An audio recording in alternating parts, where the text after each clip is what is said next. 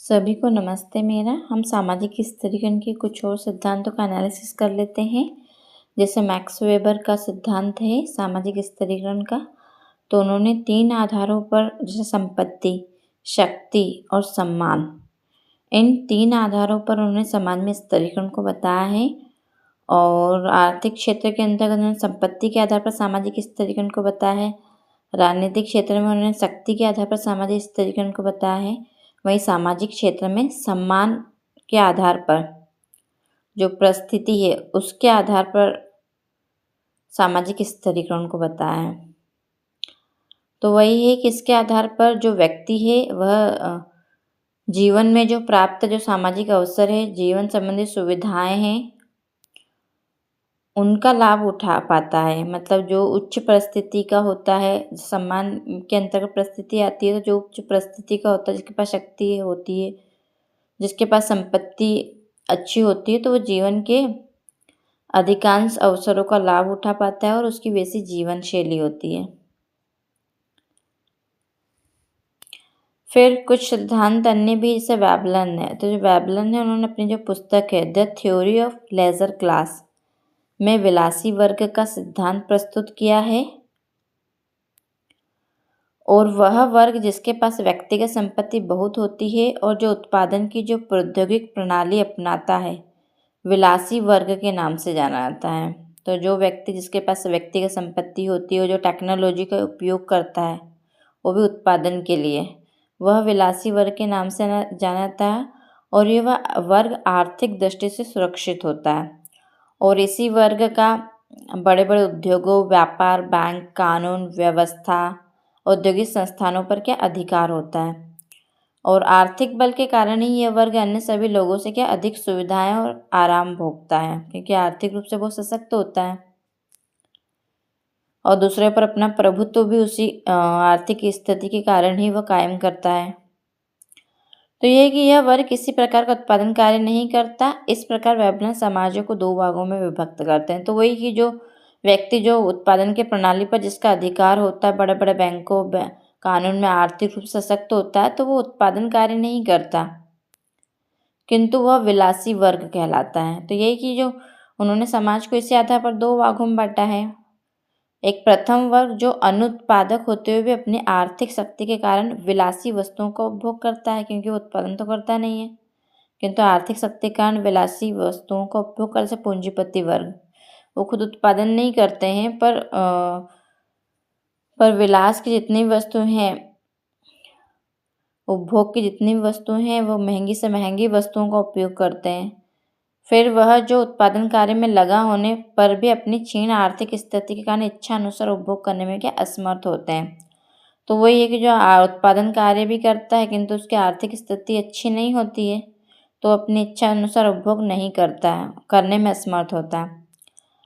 तो वही है कि वेबलन ने ऐसी मत के आधार पर उपभोग के संबंध में यह भिन्नता आदिम काल से चली आई है, किंतु उस समय क्या था, परंपराएं ही तय करती थी कौन सी किस वस्तु का उपभोग करेगा। पहले क्या था, परंपराओं के आधार पर व्यक्ति को वस्तु का उपभोग के लिए उत्तरदायी माना जाता था कि आप अगर इस परिस्थिति के हो तभी आप इस वस्तु का उपयोग कर सकते हो, परंपराएं तय करती थी। तो यही है कि जो वेबलन है उन्होंने आर्थिक स्थिति की मजबूती, और दूसरी बात है कि जो अनुविलासी वर्ग है उसको प्रथम वर्ग माना है, और जो बस वस्तुओं का उपभोग नहीं कर पाते, जो उत्पादन कार्य में लगे होते, वह दूसरे वर्ग हैं। फिर वार्नर ने अमेरिकी समाज में वर्ग बनने के आधारों का अध्ययन किया है और कहा है कि सम्मान और परिस्थिति समूह वर्ग निर्माण में सहायक होते हैं। तो जो वार्नर है उन्होंने सम्मान और परिस्थिति समूह, इसके आधार पर समाज में स्तरीकरण बताया है। और अमेरिकन समाज को उन्होंने 6 वर्गों का उल्लेख किया है। अमेरिकन समाज में जो समाज में क्या स्तरीकरण पैदा करते हैं, जैसे उन्होंने पहला वर्ग क्या बताया, जो उच्चतम वर्ग होता है। फिर होता है निम्न उच्चतम वर्ग, फिर उच्च मध्यम वर्ग होता है, फिर निम्न मध्यम वर्ग, फिर उच्च निम्न वर्ग और फिर निम्नतम वर्ग। तो इस प्रकार से उन्होंने समाज को 6 वर्गों में डिवाइड किया है वार्नर ने। और यह वर्गीकरण उन्होंने अमेरिकन समाज में किया है और जिसका आधार था सम्मान और परिस्थिति समूह, कि समाज में उसकी क्या सम्मानजनक स्थिति है और किस परिस्थिति समूह का वह सदस्य है। परिस्थिति समूह का मतलब होता है कि जो भी उसको समाज में पद प्राप्त होता है उसको बोलते हैं उसका स्टेटस। तो उस आधार पर वो किस पद में शामिल होता है, उच्च पद में शामिल होता है तो उच्च उच्चतम वर्ग में आता है, फिर निम्न उच्चतम वर्ग होता है, फिर उच्च मध्यम वर्ग। तो तीन ही प्रकार के जो वर्ग है उच्च से रिलेटेड रहते हैं, उनकी स्थिति उच्चतम होती है। कि जो लास्ट के जो तीन वर्ग है वो निम्न मध्यम वर्ग है, फिर उच्च निम्न वर्ग है और फिर निम्नतम वर्ग। वैसे फिर सी राइट मिल्स से उन्होंने भी शक्ति के आधार पर इस तरीके में बताया कि जो आर्थिक दृष्टि से संपन्न व्यक्ति होते हैं वो क्या करते हैं, सेना के उच्च अधिकारियों से अपने संबंध कायम कर लेते हैं और समाज में आर्थिक, राजनीतिक एवं सामाजिक दृष्टि से प्रभावशाली बन जाते हैं। और दूसरी तरफ वे लोग होते हैं जिनका आर्थिक, राजनीतिक और सामाजिक प्रभाव कम या नगण्य होता है। अतः यह भिन्नता ही समाज में स्तरीकरण पैदा करती है। तो सी राइट मिल्स क्या कहते हैं कि जो आर्थिक दृष्टि से संपन्न होता है तो वो क्या सेना के उच्च अधिकारियों के साठगांठ कर लेता है, संबंध कायम कर लेता है, और जो आर्थिक क्षेत्र, राजनीतिक क्षेत्र और सामाजिक दृष्टि से प्रभावशाली बन जाता है। और जो व्यक्ति ऐसा नहीं कर पाता उसका आर्थिक, राजनीतिक प्रभाव कम या नगण्य होता है। तो ऐसे दो वर्ग होते हैं।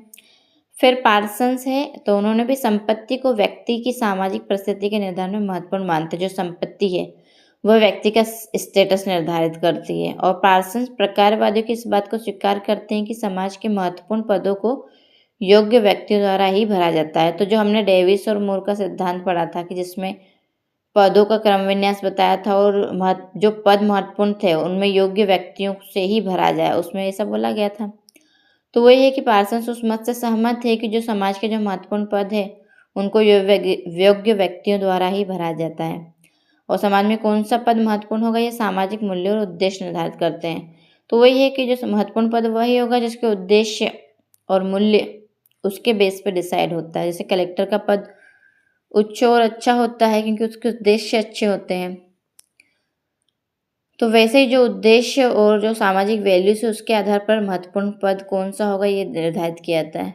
फिर संतुलन और एकता में विश्वास करने वाले समाज के जो उद्देश्य है संघर्ष में विश्वास करने वाले समाज से भिन्न होते हैं।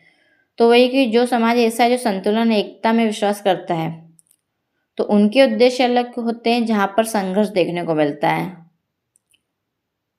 इस प्रकार सामाजिक मूल्य और उद्देश्य स्तरीकरण के मुख्य आधार है। तो वही कि समाज की जो वैल्यूज है, जो उद्देश्य है वो भी समाज में स्तरीकरण पैदा करते हैं। तो यही कि पार्सन ने भी संपत्ति को व्यक्ति की सामाजिक परिस्थिति के निर्धारण में महत्वपूर्ण माना है और जो कि जिसके पास संपत्ति अच्छी होते हो वो महत्वपूर्ण पद पर विराजमान होता है और उसके सामाजिक वैल्यूज, उद्देश्य भी समाज में महत्वपूर्ण माने जाते हैं। फिर है गोल्ड हैमर तथा सेल्स। तो गोल्ड हैमर तथा सेल्स ने भी शक्ति को सामाजिक स्तरीकरण का आधार माना है। तो गोल्ड हैमर और सेल्स ने भी शक्ति को बताया जैसे सी राइट मिल्स ने। और व्यक्ति की स्थिति उसे प्राप्त शक्ति की मात्रा के अनुसार ही ऊंची या नीची हो सकती है। प्रभाव की मात्रा और प्रभावित होने वाले लोगों की संख्या के घटने बढ़ने के साथ साथ व्यक्तियों की स्थिति में भी उतार चढ़ाव आ सकता है। तो वही कि गोल्ड हैमर सेल्स ने ये बताया कि व्यक्ति के पास जो शक्ति होती है और उस शक्ति से जितने लोग प्रभावित होते हैं, अगर उसकी शक्ति को मानने वाले लोग बढ़ते हैं तो वह उच्च स्थिति का व्यक्ति होता है। और वैसे फिर जैसे अगर उसकी सत्ता को मानने वाले लोग घटते हैं, उसकी सत्ता को स्वीकार नहीं करते हैं तो उसकी स्थिति नीचे हो जाती है। तो ये शक्ति के आधार पर समाज में स्तरीकरण देखने को मिलता है। तो ये सामाजिक स्तरीकरण के सभी सिद्धांतों का लगभग हमने एनालिसिस कर लिया है। तो धन्यवाद सभी को।